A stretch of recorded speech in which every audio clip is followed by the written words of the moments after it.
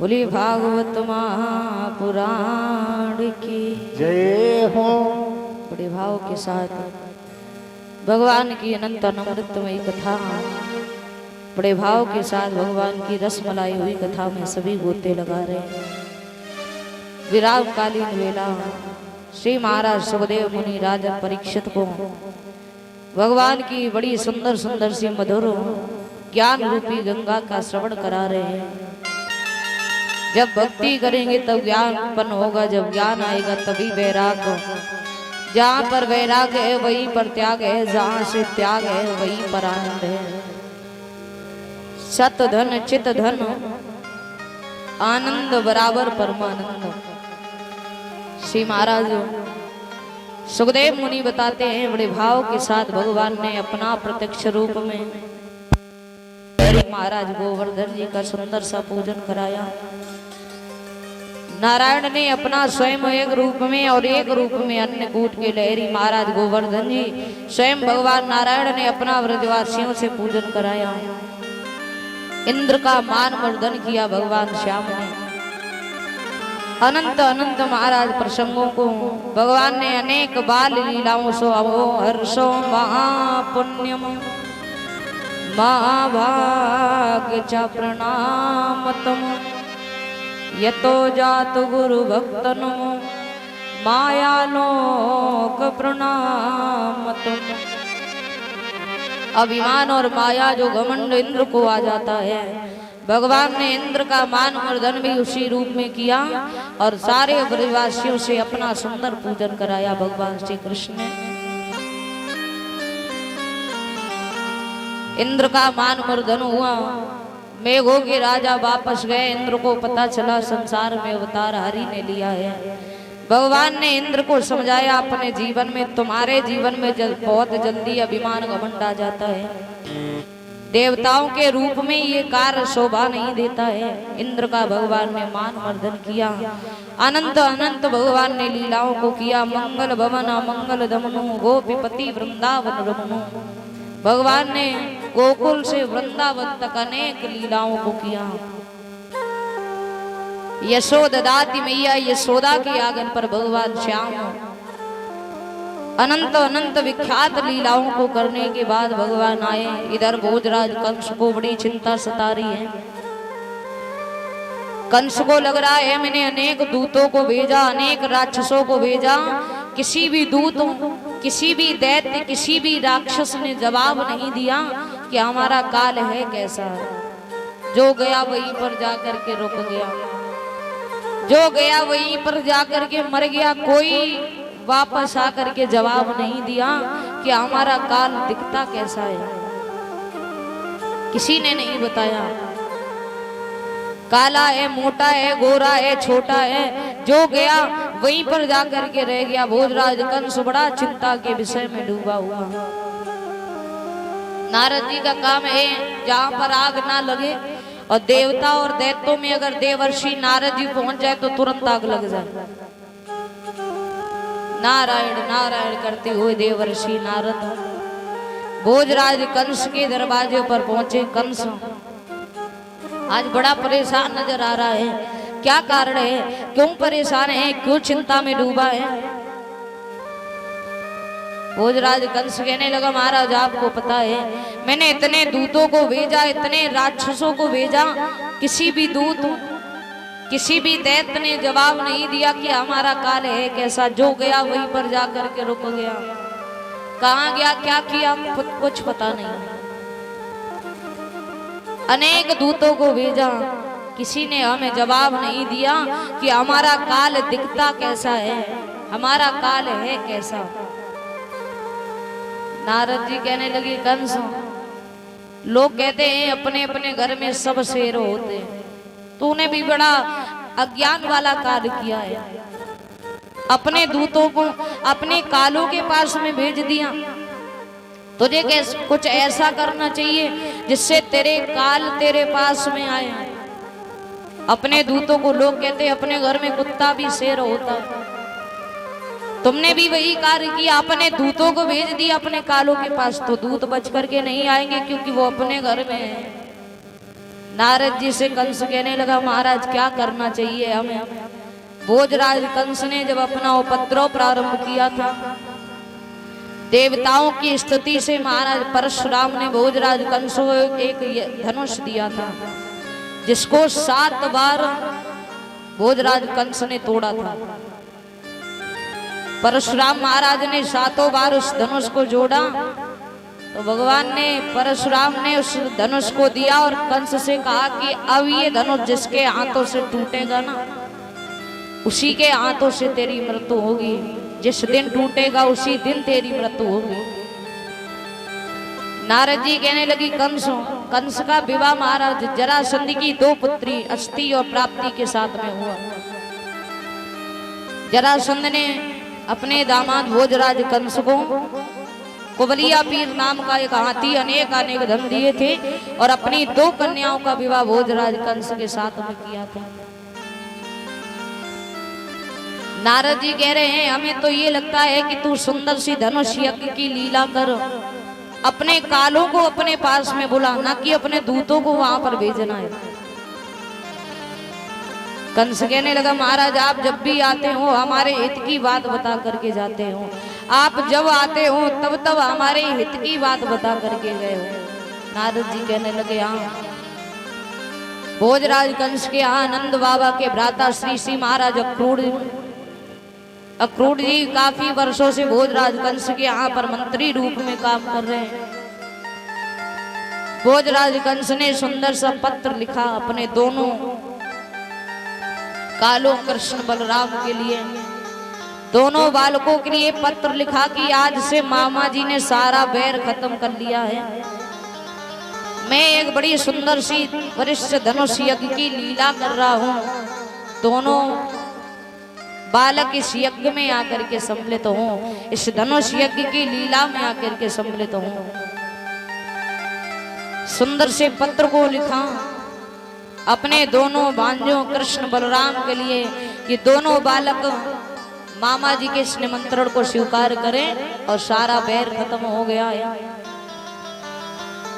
अक्रूर जी महाराज पत्र लेकर के काफी समय बाद महाराज अक्रूर जी वृंदावन की ओर आए। नंद बाबा मैया यशोदा के आंगन पर भोजराज कंस के द्वारा उस पत्र को दिखाया।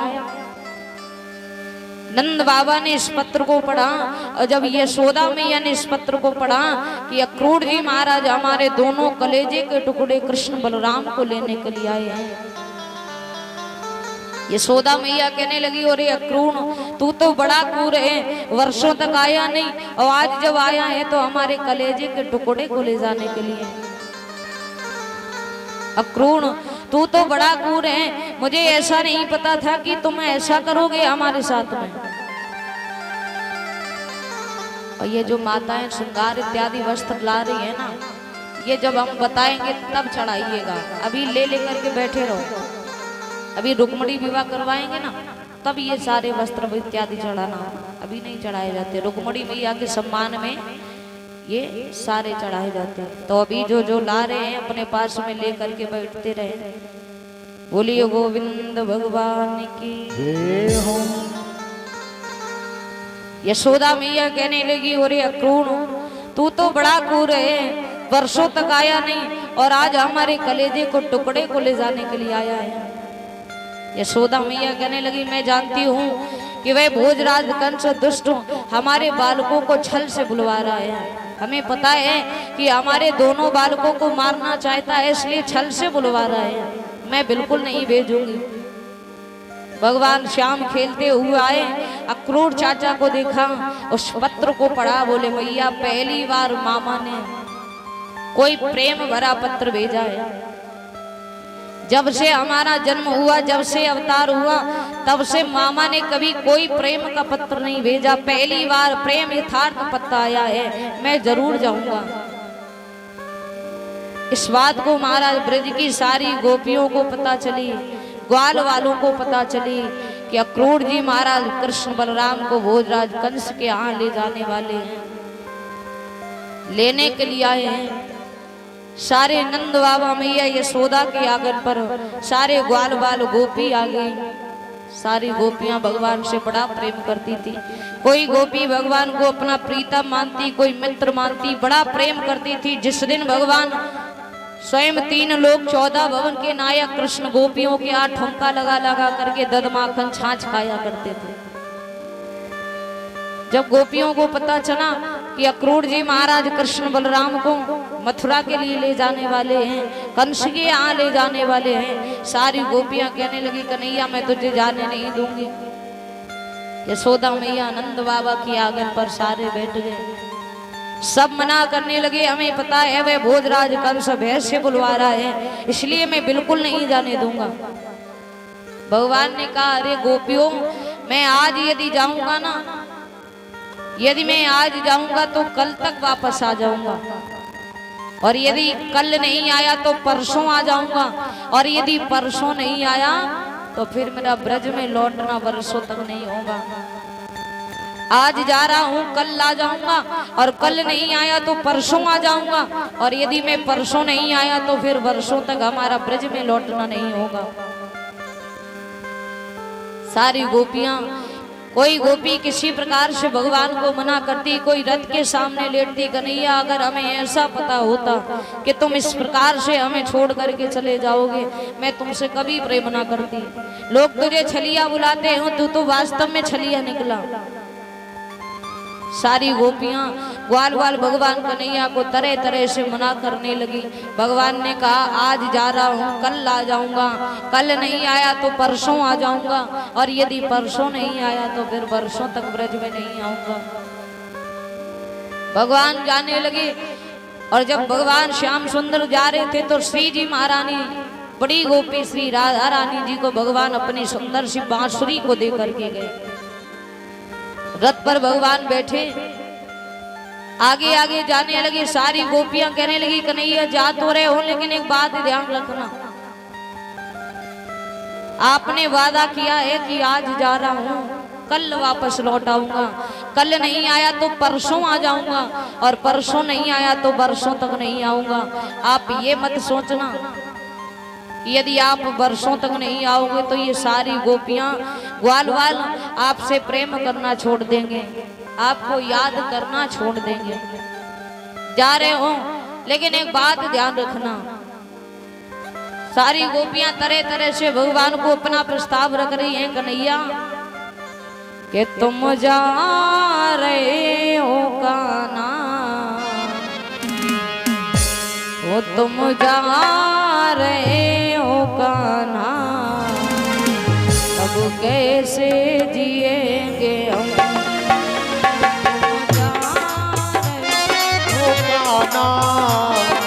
कैसे जिएंगे हम, तुम जा रहे हो कान्हा, कैसे जिएंगे हम।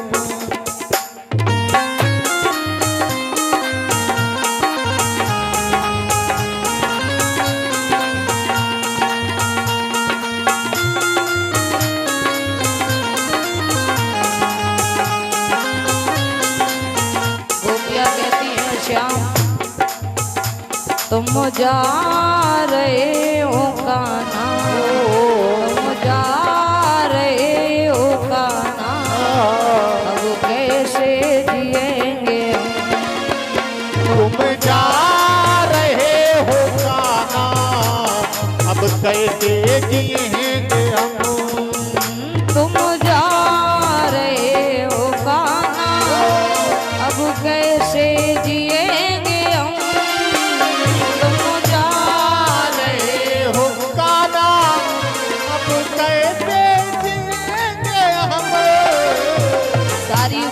कहती हैं कन्हैया जा तो रहे हो, लेकिन एक बात ध्यान रखना, तुम जा रहे हो कान्हा, अब कैसे जिएंगे हम।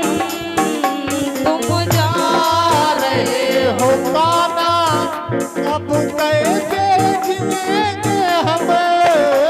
और श्याम बेदर्द बन गए हो, बेदर्द बन गए हो, अब कैसे जिएंगे हम।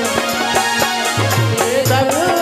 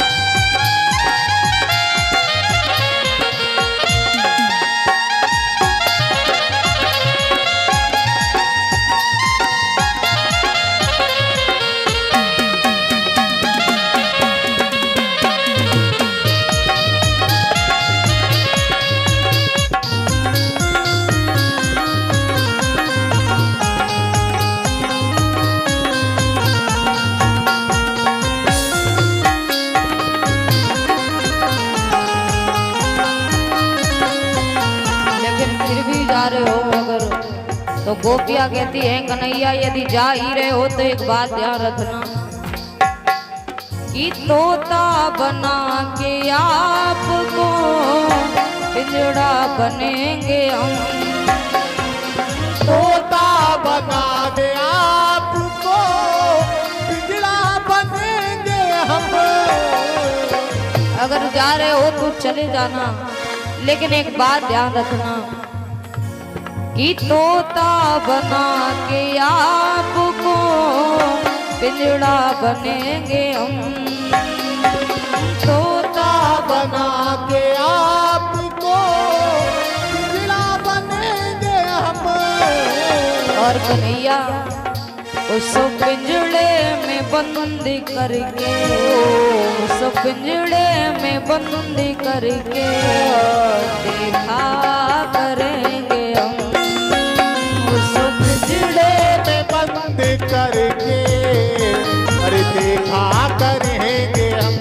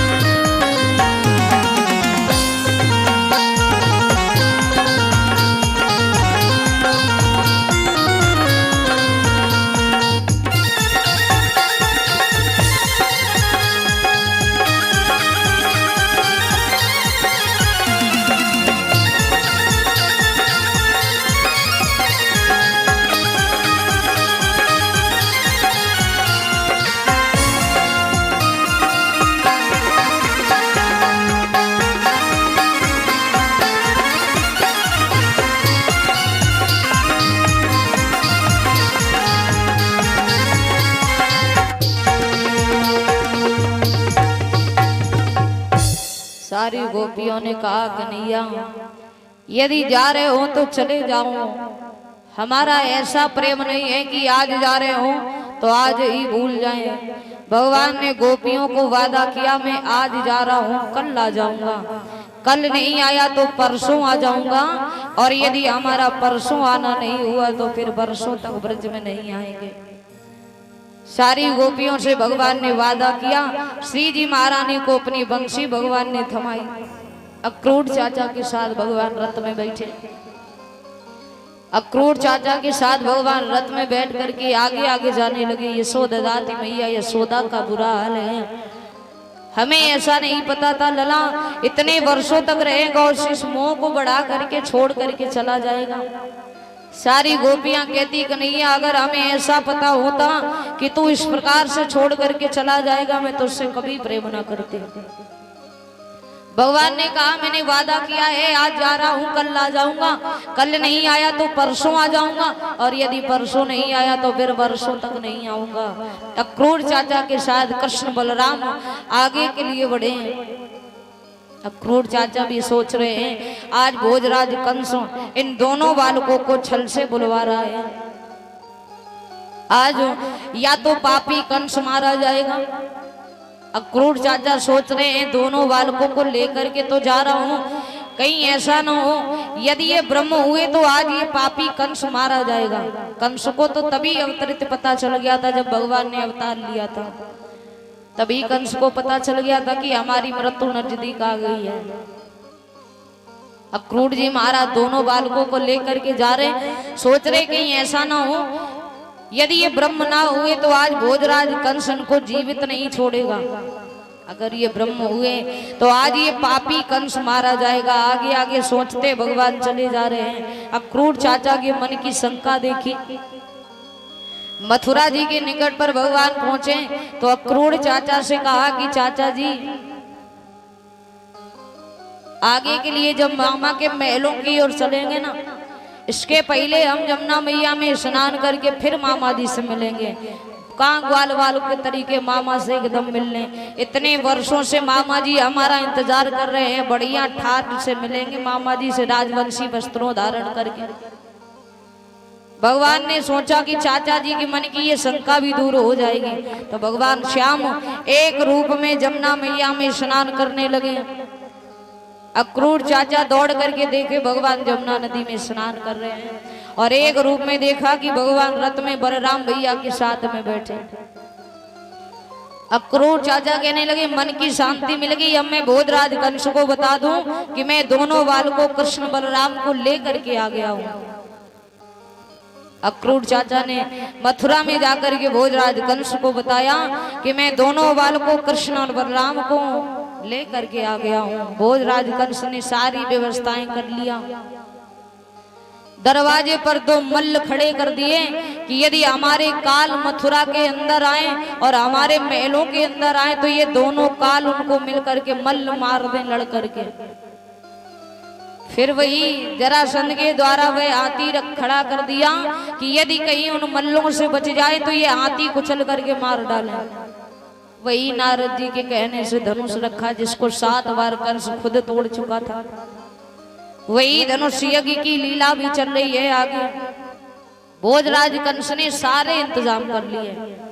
भगवान श्याम सुंदर अब स्नान करने के बाद चाचा जी ने बताया, भगवान कन्हैया कहने लगे बलराम भैया कहाँ ग्वाल वाले ऐसे जाना अच्छा नहीं लगेगा। मामा हमारे मथुरा के राजा हैं तो राजवंशी वेश धारण करके जाएंगे, राजसी कपड़े पहन करके जाएंगे। कहाँ ग्वाल वाल फटी धोती पहने हुए वंशी हाथ में लिए कैसे चले जाएंगे। राजाओं की तरीके राजवंशी वेश धारण करके जाएंगे। तो भगवान बलराम कृष्ण आगे के लिए बढ़े, और जब आगे बढ़े तो भगवान ने देखा एक मदिरा के नशे में महाराज सामने से भोजराज कंस का धोबी चला आ रहा है। भगवान ने कहा कि धोबी भैया कहाँ जा रहे हो। धोबी कहने लगा अपने महाराज भोजराज कंस को वस्त्र धुल करके देने जा रहा हूँ। भगवान कहने लगे हम भी अपने मामा जी से मिलने जा रहे हैं, हमें भी वस्त्र दे दो। जो मामा का नाम सुना तो धोबी ने सोचा अच्छा भोजराज कंस के जे काल हैं तभी कह रहे हैं कि मामा से मिलने जा रहे हैं। धोबी सोचने लगा कि अगर इन दोनों बालकों को हम मार डालें तो भोजराज कंस की सारी चिंताएं दूर हो जाएंगी। जो मामा का सुना सो भोजराज कंस ने सोचा इन दोनों बालकों को हम ही मार डालें सो भोजराज कंस की सारी चिंता दूर हो जाएगी, जाने कितना प्रसन्न होकर के धन इत्यादि माल खजाना देंगे। धोबी भगवान कन्हैया की ओर झपटा सो एक तमाचा मारा। बलराम भैया ने इशारा किया धोबी का नमो नारायण करो, आगे बढ़ना है। एक तमाचा मारा, धोबी का नमो नारायण हो गया। अब वह राजसी कपड़ों को ले लिया, पहनना आता नहीं। भगवान को पहनना आता नहीं क्योंकि भगवान ने कभी राजसी कपड़े पहने नहीं। तो जो नीचे पहना जाता राजाओं को वाको ऊपर पहन लिया, जो ऊपर पहना जाता वाको गले में बांध लिया। उल्टे सीधे कपड़े पहन करके पगड़ी हाथ में ले लिया, उल्टे सीधे वस्त्र धारण करके राजसी कपड़े पहन करके भगवान आगे के लिए बढ़े।